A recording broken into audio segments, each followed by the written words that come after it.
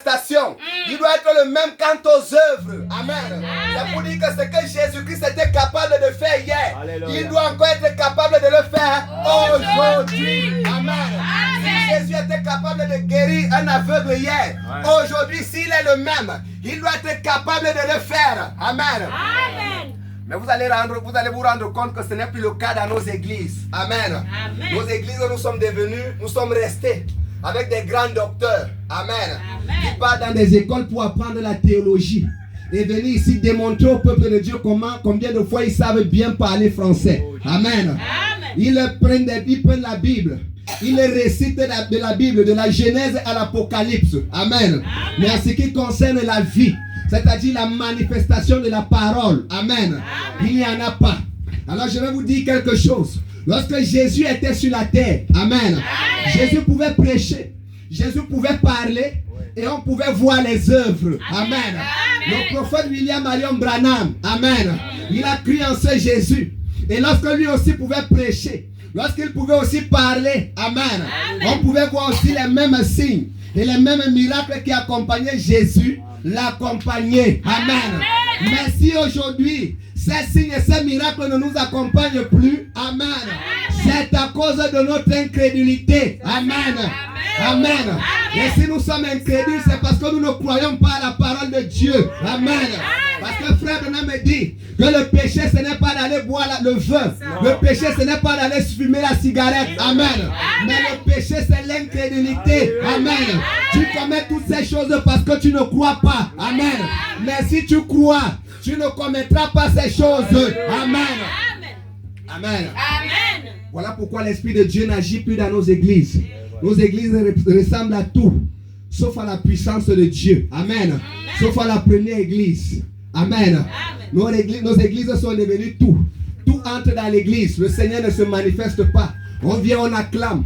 On vient, on chante des beaux cantiques. Après, on ressort. Les mêmes personnes qui sont venues rentrent les mêmes. Amen. Amen. Les mêmes problèmes qui sont entrés à l'église.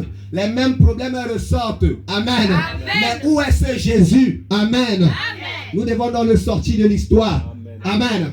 Alors vous allez voir un frère qui vient à l'église. Il prie le Seigneur que le Seigneur puisse le délivrer. Que le Seigneur puisse l'aider. Que le Seigneur puisse le bénir. Que le Seigneur puisse changer sa condition. Que le Seigneur puisse l'accorder un mariage ou un mari. Amen. Amen. Alors la même bouche qui prie ici, lorsqu'il va sortir de l'église, il serait dehors. C'est la même bouche qui va toujours faire le commérage contre le frère. C'est la même bouche qui va faire le commérage contre sa soeur. Amen. Amen. La même bouche qui confesse, Seigneur, bénis-moi. Seigneur, élève-moi. Seigneur, fais-moi ceci. Amen. Amen. C'est la même bouche ou c'est la même personne qui commet des erreurs. Et avec cela, nous voulons que Dieu puisse agir dans nos églises. Amen. Amen. Frère Branham dit quelque part. Amen. Amen.